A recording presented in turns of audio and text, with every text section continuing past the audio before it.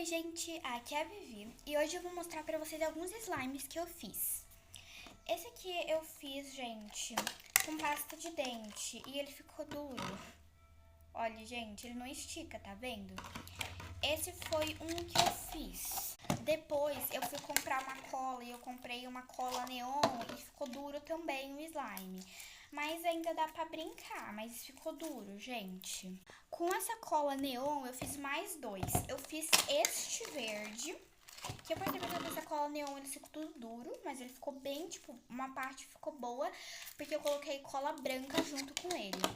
E também esse laranja aqui, que tá muito duro de abrir. Ele também tá muito bom, gente. Isso aqui também tá quebradiço, né? Tá bom, mas tá quebradiço. E eu também fiz esses dois, que o rosa, gente, tá maravilhoso. Olha isso. E agora o roxo, que tá igual o rosa. E eu também fiz um azul mais